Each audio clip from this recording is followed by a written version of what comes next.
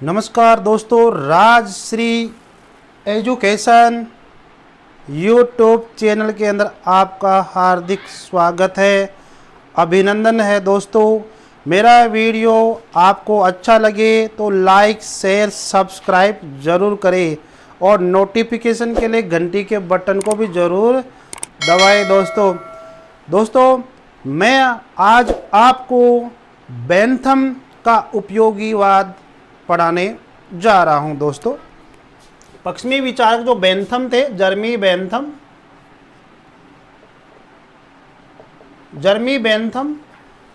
जिनका समय 1748 से लेकर 1832 का जो इनका जीवन काल था, जर्मी बेंथम का, इन्होंने अपना उपयोगितावाद का सिद्धांत दिया था। और वो उपयोगितावाद सिद्धांत क्या है, सबसे पहले मैं आपसे चर्चा करना चाहूँ कि जो इनका उपयोगितावाद है,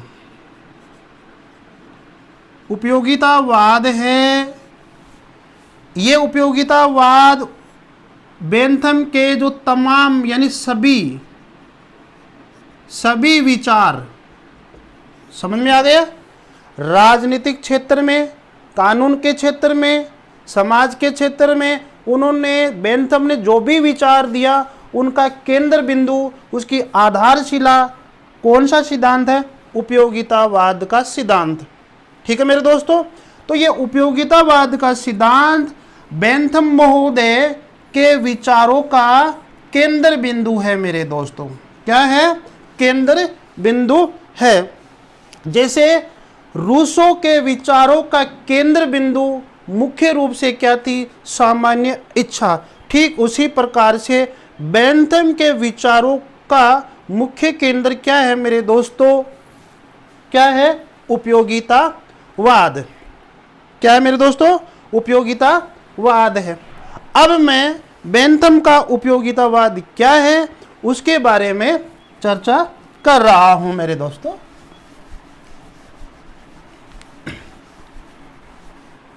उपयोगितावाद,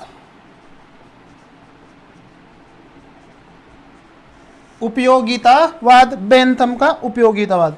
ध्यान दें कि आपसे कोई क्वेश्चन करे कि बेंथम जी ने अपना उपयोगितावाद कौन सी बुक में दिया, तो ये आपको याद रखना होगा मेरे दोस्तों। 1789 के अंदर उन्होंने एक बुक लिखी, उस बुक का नाम देखिए आप, an introduction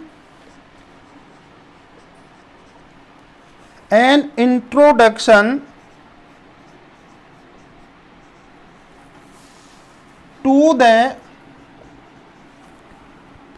principles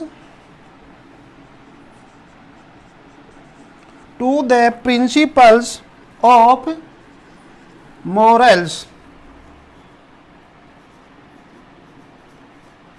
morals and legislation।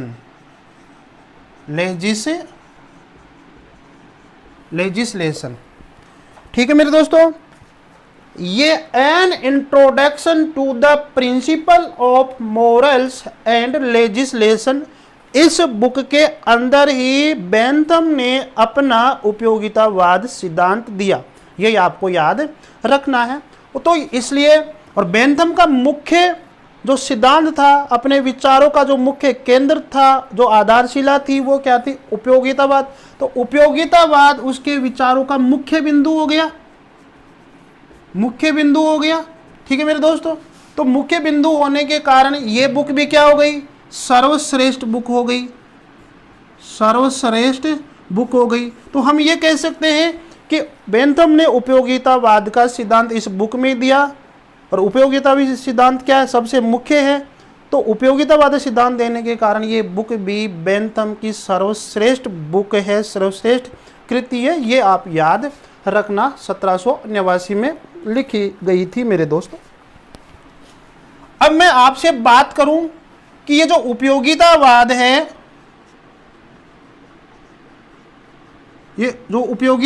है, इसको परिणामवाद भी कहा जाता है।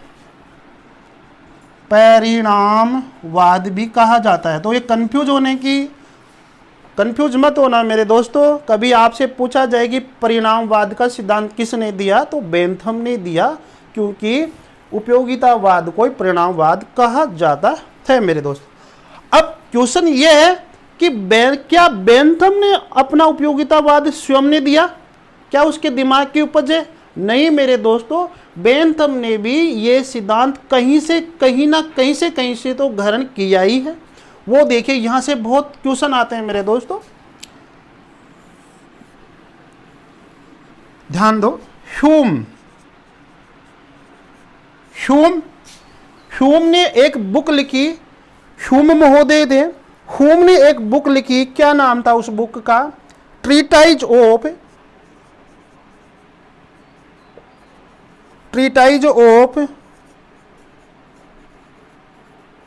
Human nature, treatise of human nature, ये बुक लिखी मेरे दोस्तों। और इस बुक के अंदर बेंथम ने उपयोगिता शब्द को ग्रहण किया था। उपयोगिता शब्द को ये याद रखेंगे, ओनली फॉर, केवल उपयोगिता शब्द को ह्यूम से ग्रहण किया था। और ह्यूम की कौन सी पुस्तक में से लिया था उन्होंने? ट्रीटाइज ऑफ ह्यूमन नेचर के अंदर से लिया था। आगे बात करते हैं हचिसन। एक हचिसन महोदय थे, और हचिसन महोदय ने एक बुक लिखी, उस बुक का नाम था system of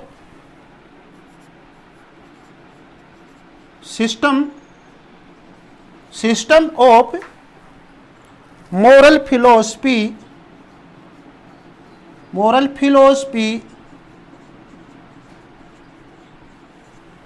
system of moral philosophy. ठीक है मेरे दोस्तों, ये किसने लिखी? हचिसन ने ये बुक लिखी थी।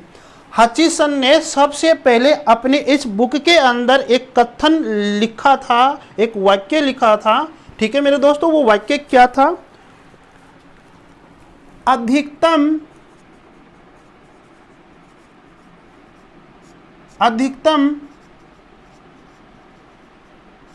संख्या का अधिकतम सुख,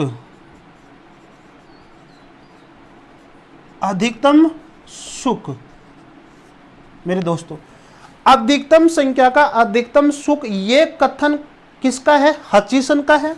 और कौन सी पुस्तक में था? System of moral philosophy. इस पुस्तक के अंदर हचिसन ने लिखा। आगे क्या होता है मेरे दोस्तों? आगे हचिसन के बाद में एक महोदय आते हैं, प्रिस्टले। कौन से आते हैं? प्रिस्टले, विद्वान आते हैं प्रिस्टले। ठीक है मेरे दोस्तों, प्रिस्टले आते हैं। प्रिस्टले ने एक बुक लिखी, उस बुक का नाम क्या था? एक निबंध लिखा, बुक तो नहीं थी लेकिन उनका एक निबंध था ये। ठीक है मेरे दोस्तों, ऐसे ऑन गवर्नमेंट, ऐसे ऑन गवर्नमेंट। ठीक है मेरे दोस्तों, तो ऐसे ऑन गवर्नमेंट, ये जो निबंध है, ये जो बुक है, वो किसकी है? प्रिस्टले ने। ठीक है, अब प्रिस्टले ने भी इस वाक्य का प्रयोग दोबारा से अपनी बुक में किया। समझ में आ गया मेरे दोस्तों? तो यही वाक्य उन्होंने अपनी बुक में लिखा,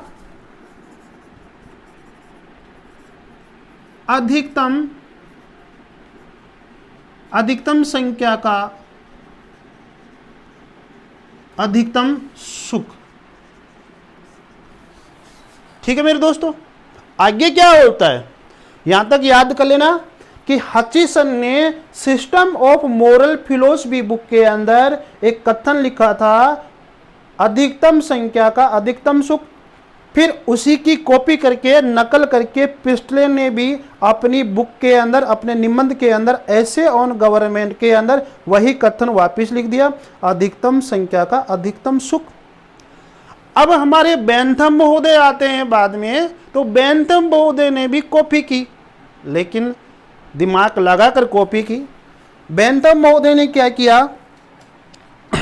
बेंथम महोदय ने अपनी कौन सी पुस्तक के अंदर? इस पुस्तक के अंदर, इसके अंदर मेरे दोस्तों, an introduction to the principle morals and legislation book के अंदर उन्होंने यहाँ से कॉपी की, प्रिस्टले से कॉपी की।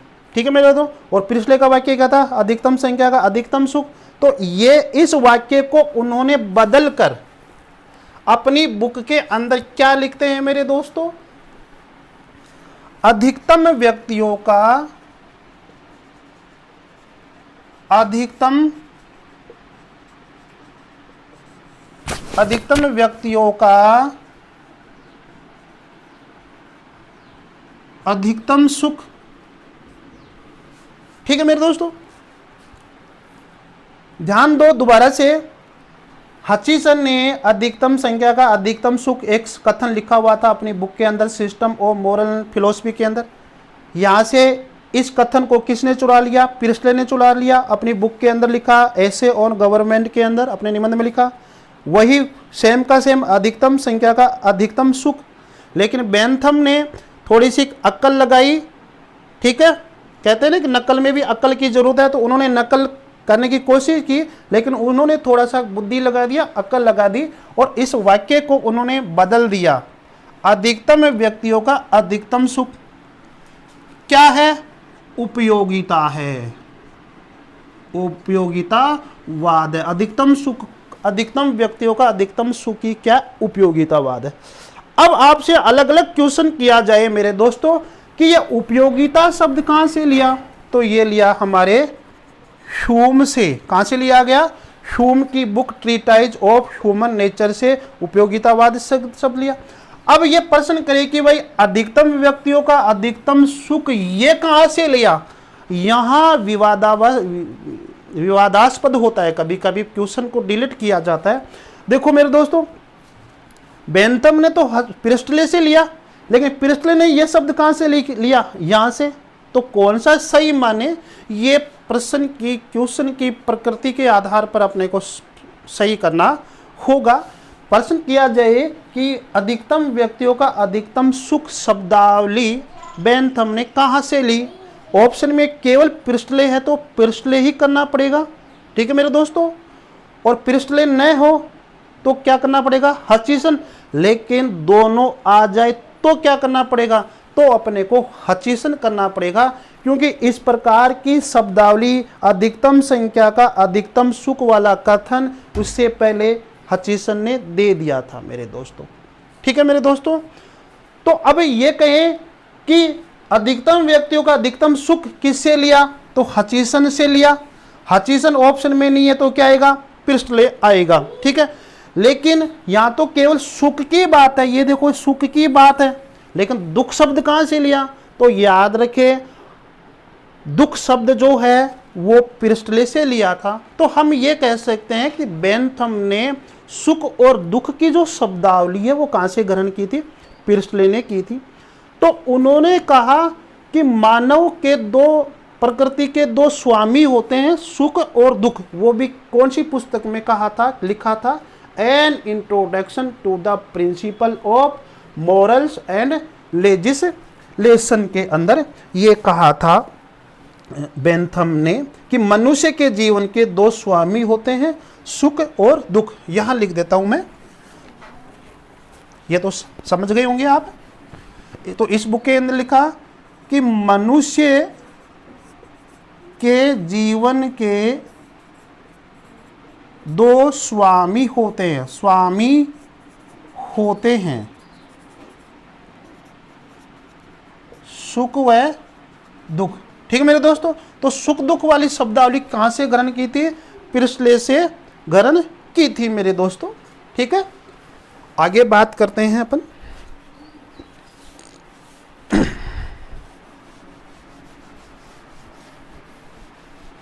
दोस्तों चैनल को लाइक सब्सक्राइब जरूर कर देना मेरे दोस्तों, आपसे यही रिक्वेस्ट है मेरी।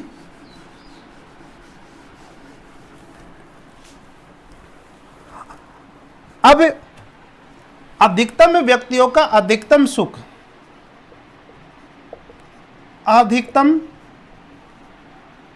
व्यक्तियों का अधिकतम सुख शब्द का अर्थ क्या है? शब्द का अर्थ क्या है? तो आपसे क्वेश्चन करे इंटरव्यू के अंदर, किसी एग्जाम के अंदर, कि अधिकतम व्यक्तियों का अधिकतम सुख क्या है, तो आपका आंसर क्या होना चाहिए मेरे दोस्तों? कि कोई पदार्थ का या वस्तु का वह गुण जो लोगों को सुख प्रदान करता है तथा विपत्ति से, कष्ट से या अवांछनीय घटनाओं से बचाता है, उसे उपयोगितावाद कहते हैं। ठीक है मेरे दोस्तों, तो बेंथम के अकॉर्डिंग हम चर्चा कर रहे हैं उपयोगितावाद का अर्थ। किसी वस्तु का वह गुण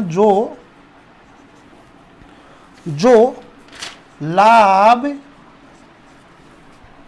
सुविधा, आनंद, भलाई या सुख प्रदान करता है तथा अनिष्ट, कष्ट, बुराई या दुख को पैदा करने से रोकता है। ठीक है मेरे दोस्तों, आपके समझ में आया होगा कि उपयोगितावाद का अर्थ बेंथम ने क्या बताया कि किसी वस्तु का वह गुण जो लाभ, सुविधा, आनंद, भलाई या सुख प्रदान करता है तथा अनिष्ट, कष्ट, बुराई या दुख को पैदा करने से रोकता है, वही क्या है? उपयोगितावाद है। ठीक है, अब बेंथम ये भी कहना चाहता है कि कोई वस्तु अपने आप बुरी नहीं होती है। समझ में आया मेरे दोस्तों?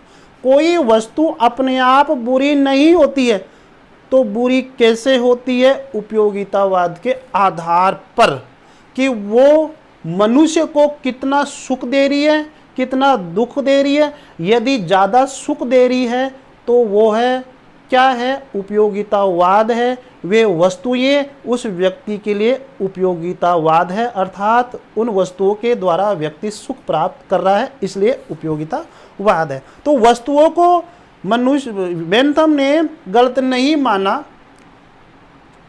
जो वस्तु सुख प्रदान करती है वह वस्तु उसके लिए बहुत अच्छी है मेरे दोस्तों। आगे बात करते हैं कि अधिकतम व्यक्तियों का अधिकतम जो सुख है वो हमें ये बताता है कि हमें कौन सा कार्य करना चाहिए और कौन सा कार्य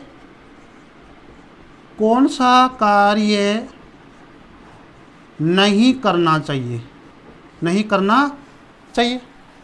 तो उपयोगितावाद ये बताता है कि वे ऐसे कार्य जिनसे हमें आनंद प्राप्त होता है, सुख की अनुभूति प्राप्त होती है, वो कार्य हमें करना चाहिए, और जिनसे हमें कष्ट पहुंचता है उन कार्यों को नहीं करना चाहिए। यही क्या है? उपयोगितावाद है मेरे दोस्तों। आगे बात करते हैं, बेंथम सुख और दुख को कितने भागों में बांटता है? बेंथम कहता है कि सुख व दुख दो प्रकार के होते हैं। दोस्तों कितने प्रकार के मानता है वो? सुख और दुख दो प्रकार के। वो कैसे? कि सुख और दुख सरल होते हैं और सुख और दुख जटिल होते हैं, कठिन होते हैं मेरे दोस्त। ठीक है, तो सुख और दुख को वो दो प्रकार मानता है, सरल और जटिल थी। अब वो कह रहा है कि सरल सुख कितने होते हैं? 14 होते हैं। सरल सुख, सरल सुख 14 प्रकार के होते हैं और सरल दुख कितने प्रकार के होते हैं? 12 होते हैं मेरे दोस्तों। ओके, सुख और दुख 2 प्रकार के होते हैं, सरल और जटिल या कठिन। तो सरल सुख 14 होते हैं और सरल दुख, यहां लिख लो, सरल दुख 12 होते हैं। ठीक है, तो सरल सुख 14, सरल दुख 12। तो फिर जटिल दुख या जटिल सुख क्या होता है? फिर बेंथम जवाब देते हैं कि जब हम सरल सुखों को और सरल दुखों को मिला देते हैं, मिला देते हैं या फिर समन्वय कर देते हैं, मिला देते हैं या समन्वय कर देते हैं, तो पता नहीं चलता है कि सरल दुख क्या है और सरल सुख क्या है। तो यह समझना बड़ा मुश्किल हो जाता है कि सरल दुख और सरल सुख क्या है, तब वह जटिल दुख या जटिल सुख की श्रेणी में आ जाता है। ठीक है मेरे दोस्तों, आगे बात करते हैं। हम चर्चा करेंगे कि बेंथम के अकॉर्डिंग सरल सुख क्या है। बेंथम के अकॉर्डिंग सरल सुख क्या है? तो सरल सुख के बारे में चर्चा करते हैं। बेंथम ने 14 प्रकार के सरल सुख बताए। 1 2 3 4 5, ये 6 7 8 9 11 12 13 और 14। ठीक है मेरे दोस्तों, तो सुख के बारे में, भार से मुक्ति संबंधी सुख, किसी प्रकार का भार नहीं होना चाहिए।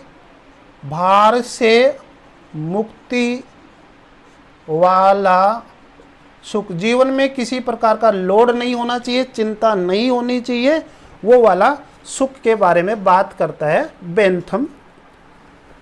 संगति का सुख, संगति का सुख, संगति अच्छी होनी चाहिए, उससे भी सुख मिलेगा। हमें हमेशा आशा रहनी चाहिए, आशा का सुख, आशा का सुख मेरे दोस्तों। निराश कभी नहीं होना चाहिए जीवन में, आस रहेगी तो सुख ही सुख रहेंगे। कल्पनात्मक सुख, कल्पनात्मक सुख, स्मरण का सुख, स्मरण का सुख, निर्दयता का सुख, निर्दयता का सुख। ठीक है मेरे दोस्तों, निर्दयता का मतलब दया रखने का सुख, निर्दयता का सुख। और ये निर्दयता का भी सुख होता है। यहां पर दया का सुख, निर्दयता और दयाता को अलग अलग मानता है वो दया का सुख। धर्म का सुख, धर्म का सुख, शक्ति का सुख, शक्ति का सुख, यश का सुख, यश का सुख, मित्रता का सुख,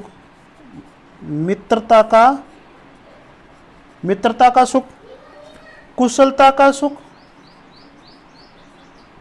कुशलता का सुख, और संपत्ति का सुख, संपत्ति का सुख मेरे दोस्तों। 1 2 3 4 5 6 7 8 9 9, एक छोड़ गए, इसको 10 कर लो। 10, ये 11, ये 12 और ये 13। 14 नंबर का है इंद्रिय सुख, इंद्रिय सुख या इंद्रिय सुख, इंद्रिय सुख, आंख नाक कान वाला सुख। समझ गए मेरे दोस्तों, इंद्रियों से भी सुख मिलता है मेरे दोस्तों। तो वो इंद्रिय सुख वाली बात भी कौन करता है? बेंथम करता है। ठीक है, तो ये 14 सुख है।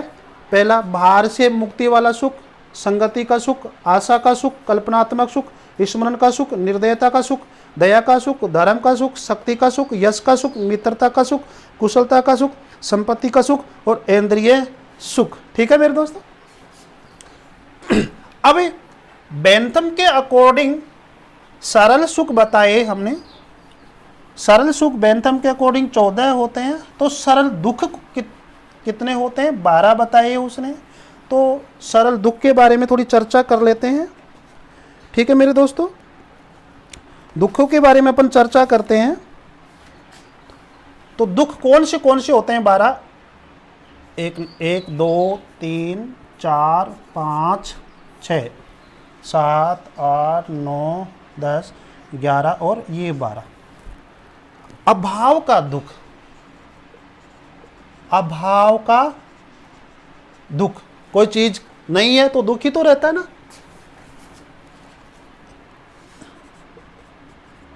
इंद्रिय या ऐन्द्रिक या इंद्रिय का दुख, किसी को इंद्रिय सुख नहीं मिल रहा है तो वो इंद्रिय दुख हो गया। जटिल स्थिति में फंस जाने का दुख मेरे दोस्तों। कभी कभी इंसान जटिल परिस्थितियों के अंदर फंस जाता है, वहां से निकलना नामुमकिन होता है। तो इस प्रकार के दुख की बात बेंथम महोदय करते हैं। शत्रुता का दुख, शत्रुता का दुख बेंथम के अकॉर्डिंग शत्रुता तो रखनी नहीं चाहिए, किसी से आपस में रंजिश नहीं रखनी चाहिए, मित्रता ही रखनी चाहिए मेरे दोस्तों। तो शत्रुता के दुख के बारे में बात करता है। अपयश का युग, अपयश का दुख, अचानक आदमी का अपयश हो जाता है तो वो दुख हो गया उसके लिए। धर्मशीलता का युग, धर्मशीलता का दुख, धर्म से संबंधित कोई गलत आचरण हो जाता है तो वो भी क्या है? दुख होता है। परोपकारिता का दुख, परोपकारिता का, परोपकारिता का दुख। अच्छा काम करते हैं, कहते हैं ना कि अच्छा काम करेंगे तो बुराई भी मिलेगी, तो वो अच्छा काम करते करते कभी बुराई भी मिल जाती है, उसके बारे में बेंथम चर्चा करता है। अपकारिता का युद्ध, अपकारिता का दुख। ठीक है मेरे दोस्तों। स्मृति का दुख, स्मृति का दुख, कोई चीज याद नहीं होती है। कल्पना का दुख, कल्पना का दुख। निराशा का दुख, निराशा का दुख, जीवन में निराश कभी नहीं होना चाहिए मेरे दोस्तों।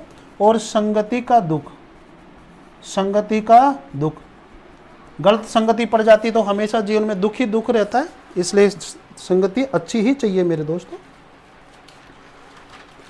अब आगे बात करते हैं, ये तो हो गई सुख और दुख की बात मेरे दोस्तों बेंथम के अकॉर्डिंग। ठीक है,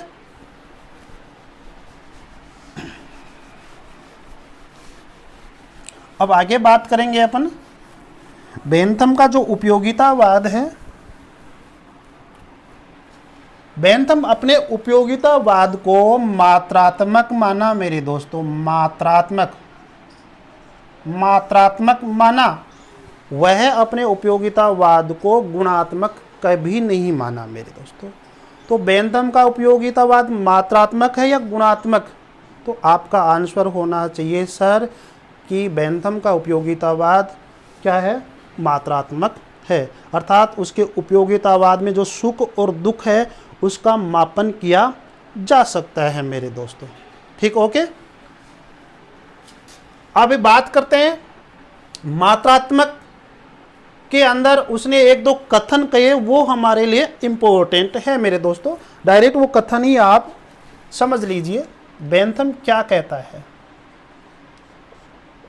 ठीक है, यदि सुखों की मात्रा समान हो तो पुष्पिन खेलना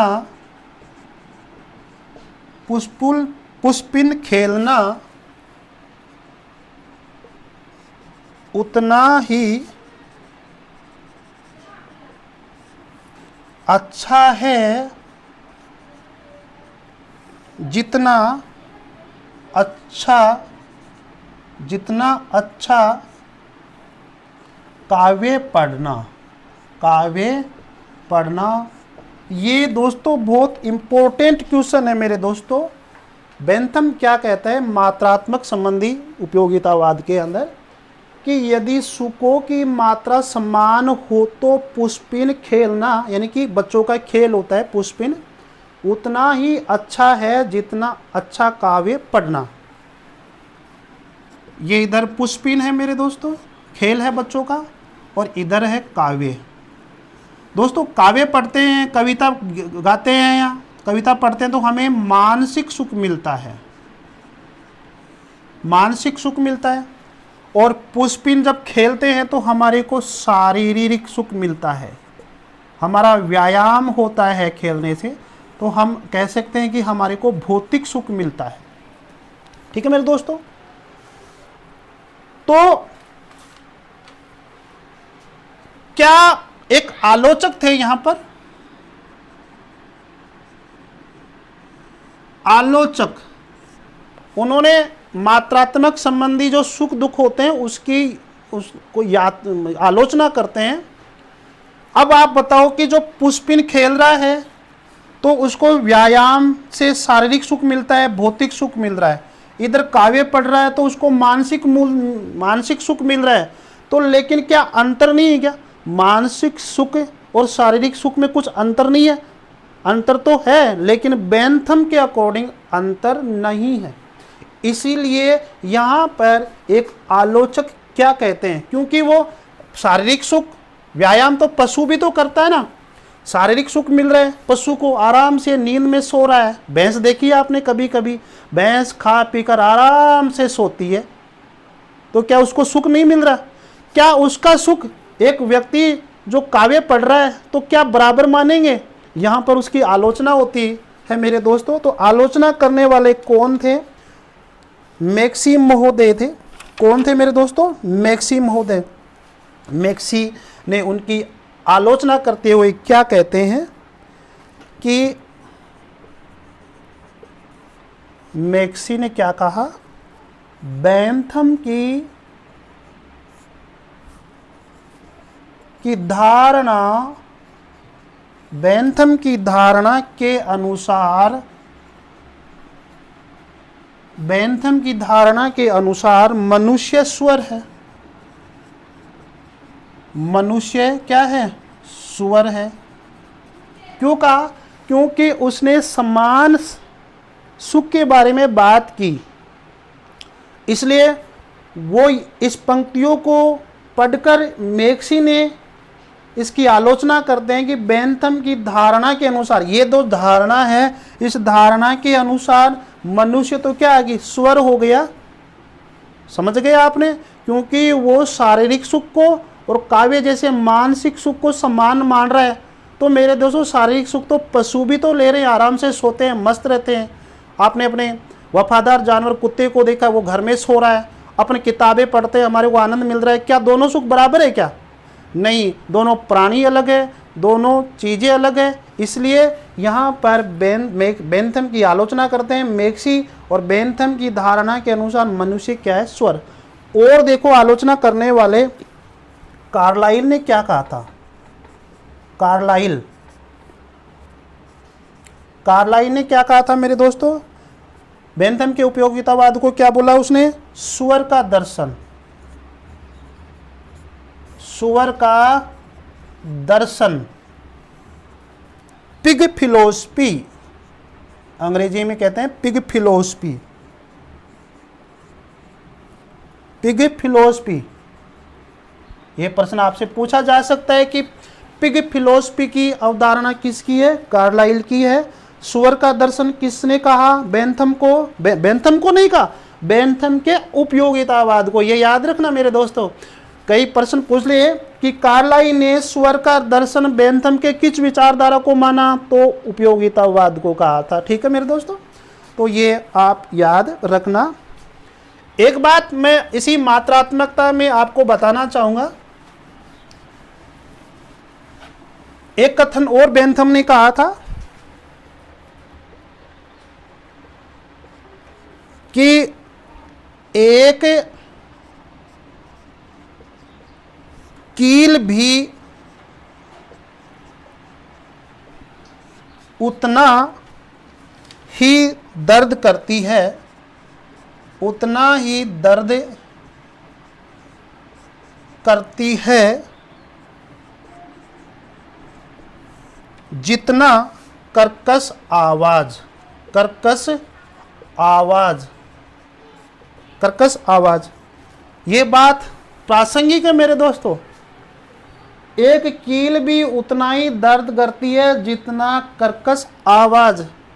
अपने पैरों के अंदर कील चुभ जाए तो दर्द होगा, लेकिन हमारे को कोई गलत बोले या हमारी कोई निंदा करे या कर्कश आवाज में बोले तो वो भी दुख है। तो वो दोनों दुखों को बराबर मान रहा है कि एक कील भी उतना ही दर्द करती है जितना कि कर्कश आवाज मेरे दोस्तों। तो यहाँ पर कील के दर्द को और लोगों की कर्कश आवाज के दुख को भी क्या है, बराबर बराबर मान रहा है, समान मात्रा में मान रहा है। ठीक है मेरे दोस्तों, तो ये कथन भी आप बेंथम का आपको याद रखना है मेरे दोस्तों। आगे बात करते हैं हम कि बेंथम ने अपने उपयोगितावाद को मात्रात्मक उपयोगितावाद बताया कि सुख दुख को मापा जा सकता है, लेकिन मापेंगे कैसे? कोई यंत्र है क्या मापने का? सुख दुख मापा जा सकता है।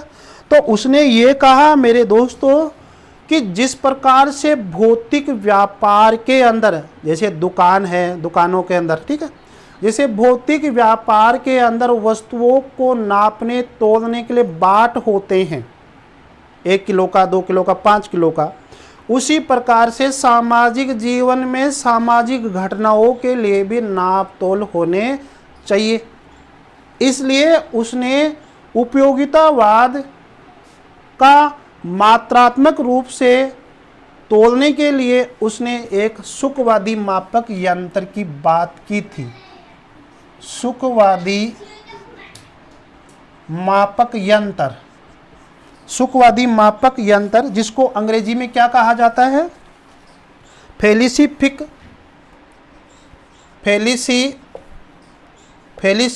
कैलकुलस, फेलिसिफिक कैलकुलस, या फिर इसको हेडोनिस्टिक भी बोलते हैं, हेडोनिस्टिक कैलकुलस। ठीक है मेरे दोस्तों, फेलिसिफिक कैलकुलस या हेडोनिस्टिक कैलकुलस या हिंदी में सुखवादी मापक यंत्र की बात की थी।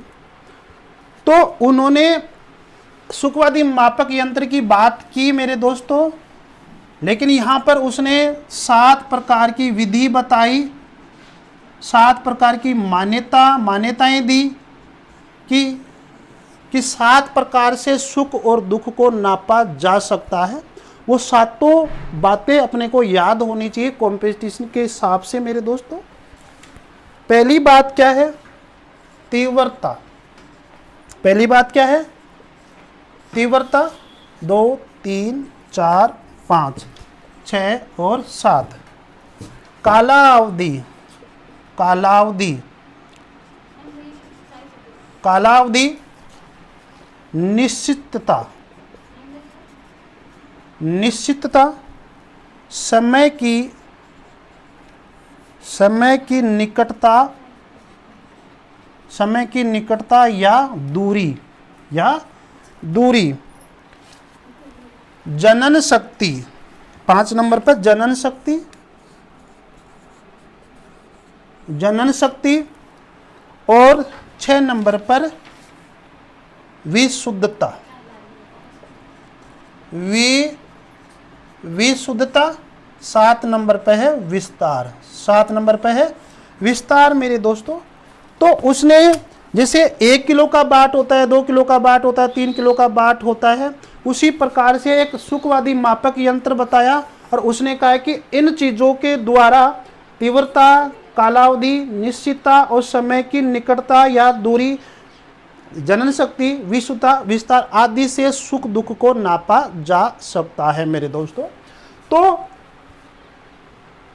बेंथम महोदय ने जनन शक्ति को और विशुद्धता को सबसे सर्वश्रेष्ठ विधि मानी कि इनके द्वारा सबसे ज़्यादा सुख को दुख को नापा जा सकता है। ये उपयोगितावाद के लिए मुख्य विधि है। ठीक है, एक तरह से अपन ये कह सकते हैं कि उपयोगितावाद का मापतोल का जो मुख्य नापतोल है, जो बाट है, वो जनन शक्ति और विशुद्धता है। और आपको सातों ही याद रखना है, इन दोनों को वो मुख्य मानता है मेरे दोस्तों। आगे बात करते हैं कि बेंथम के अकॉर्डिंग उपयोगितावाद का विस्तार से क्या अर्थ है।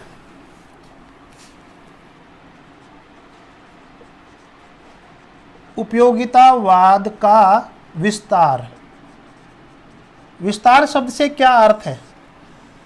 तो मेरे दोस्तों, बेंथम ये कहना चाहता है कि उपयोगितावाद का विस्तार का मतलब ये है कि मान लीजिए एक व्यक्ति है, जैसे ये है, ये समाज है, ठीक है, ये एक व्यक्ति जैसा काम करता है उसका प्रभाव दूसरों पे पड़ता है, और दूसरों पे जो प्रभाव पड़ता है उसको बेंथम क्या मान रहा है? उचित मान रहा है, उसका समर्थन करता है। लेकिन उचित व समर्थक तभी अच्छा रहेगा जब उसका प्रभाव दूसरे व्यक्तियों के लिए अच्छा रहेगा। दूसरे व्यक्तियों के लिए कैसा रहेगा? अच्छा रहेगा, अर्थात दूसरे व्यक्तियों को सुख देने वाला होगा। अर्थात दूसरे व्यक्तियों को क्या रहेगा? सुख देने वाला रहेगा। जब हर व्यक्ति ये सोचेगा कि मैं जो काम कर रहा हूँ उस काम का प्रभाव दूसरों के ऊपर पड़ रहा है और वो उसके लिए अच्छा है, नैतिक है, अच्छा है, सुखवादी है उसके लिए, तो इस प्रकार से हर व्यक्ति सोचेगा कि मेरे द्वारा काम का फायदा मुझे तो हो ही रहा है, उस काम का प्रभाव दूसरों के ऊपर अच्छा हो रहा है, सुखवादी हो रहा है, नैतिकवादी हो रहा है। यही बेंथम के अकॉर्डिंग क्या है? उपयोगितावाद का विस्तार है मेरे दोस्तों। ठीक है मेरे दोस्तों, आगे बात करते हैं कि बेंथम ये कहना चाहता है, अब तक जो हमने पढ़ा उसका निचोड़, उसका निष्कर्ष ये है मेरे दोस्तों कि मनुष्य हमेशा सुख की कामना करता है, दुख से बचना चाहता है। वो अधिकतम ऐसे ही काम करेगा जिससे उसको जीवन में आनंद मिलता हो, सुख मिलता हो, और जो कष्ट वाली भावनाएं आती है या विपत्ति आती है तो उससे वो हमेशा बचना चाहता है। तो हम ये मानेंगे कि बेंथम के विचारों के अंदर सुखवाद है। ठीक है, तो सुखवाद की अवधारणा है, ये याद रखेंगे। बेंथम के विचारों में सुखवाद की अवधारणा है। सुखवाद की अवधारणा, आपसे ये भी पूछा जा सकता है कि सुखवाद की अवधारणा देने वाला कौन था? बेंथम था। और बेंथम के जितने भी अनुयायी बने, जो शिष्य बने, उन्होंने सुखवाद की धारणा का क्या किया? अनुयायी बने और इसी को उन्होंने आगे फैलाया था मेरे दोस्तों। अब बात करते हैं अपन कि विधायक का मतलब अपन माने सरकार या माने राज्य। ठीक है मेरे दोस्तों, तो बेंथम ये कहता है कि राज्य का जो उद्देश्य है, एक विधायक का जो उद्देश्य है, सरकार का उद्देश्य है, जब कानून नियम जब बनाया जाए तो कैसे बनाया जाए? तो वो कहता है कि कानून जो नियम बनाए जाते हैं वो जनता के सुखों के आधार पर बनने चाहिए, न कि दुखों के आधार पर। समझ गए मेरे दोस्तों? बेंथम ये कह रहा है राज्य का ये उद्देश्य है, सरकार का ये उद्देश्य है कि जो नियम और जो कानून बन रहे हैं देश को चलाने के लिए, समाज को चलाने के लिए, तो वो सुखों की मात्रा के आधार पर बनने चाहिए, न कि दुखों की मात्रा के आधार पर। ठीक है मेरे दोस्तों, अब माना जाए कि मान लीजिए इस सरकार ने एक कानून बना दिया और 6 महीने बाद में हम उसकी तुलना करेंगे कि इस कानून के द्वारा समाज में सुख हुआ, कितना लाभ हुआ या कितनी हानि हुई। ठीक है मेरे दोस्तों, तो जैसे सरकार ने कोई कानून बना दिया, 6 महीने बाद में सभी लोगों का सुख, सभी व्यक्तियों का सुख 6 महीने बाद में, और 6 महीने बाद में सभी लोगों का दुख, सभी व्यक्तियों का दुख। तो एक कानून बना और कानून देश में चालू हो गया, समाज में चालू हो गया, लेकिन 6 महीने बाद में उसका अपन मापन कर रहे हैं कि उस कानून के द्वारा नुकसान हुआ, दुख हुआ या सुख हुआ। तो 6 महीने बाद में उसकी गणना करते हैं, तो सभी लोगों के सुख और सभी लोगों के दुख को घटा देते हैं और घटाने के बाद में यदि सुख सर्वाधिक बचता है, सुख सर्वाधिक शेष रहता है, तो हम ये मानेंगे कि वह कानून उस समाज के लिए, देश के लिए बहुत इम्पोर्टेंट है, अच्छा है। लेकिन 6 महीने बाद में तमाम व्यक्तियों के तमाम सुखों को और व्यक्तियों के तमाम दुखों को आपस में घटाते हैं, तो यदि दुख बचता है तो ये मान लेना चाहिए कि बेंथम के अकॉर्डिंग वो कानून नियम क्या है, गलत है, उसको कानून नियम को हटाया जाना चाहिए, उसकी न्यायिक समीक्षा होनी चाहिए। तो बेंथम राज्य को ये कहना चाहता है, वो ये बताना चाहता है कि राज्य का उद्देश्य एकमात्र है कि अधिकतम व्यक्तियों का अधिकतम सुख कैसे हो, इसके लिए वो हमेशा इस प्रकार से कानून बनाए कि अधिकतम व्यक्तियों का अधिकतम सुख हो। बेंथम ये नहीं कहता है कि कानून नियमों से किसी एक व्यक्ति का भला हो, वो ये कहता है, ये भी नहीं कहता है कि सभी लोगों का भला हो, वो ये कहना चाहता है कि कानून नियमों से के कारण एक व्यक्ति का नहीं, अधिक से अधिक अधिकतम व्यक्तियों का अधिकतम सुख होना चाहिए। मेरे दोस्तों, ये बात मैं आपको आज उपयोगितावाद में बताई। मेरे दोस्तों, मेरा वीडियो आप अपने मन से, दिल से ज़रूर आपको अच्छा लगे मेरे दोस्तों, लाइक शेयर सब्सक्राइब ज़रूर करें मेरे दोस्तों। जहाँ भी रहो खुश रहो, मस्त रहो, आराम से पढ़ो मेरे दोस्तों। मैं ये चाहता हूँ कि आपका सिलेक्शन फर्स्ट ग्रेड में हो, ऊंची RS IS सब बनो मेरे दोस्तों। तो धन्यवाद दोस्तों। ओके, आज की क्लास यहीं समाप्त कर रहा हूँ मेरे दोस्तों, और चाय बन गई है, चाय पियेंगे, ठीक, ओके।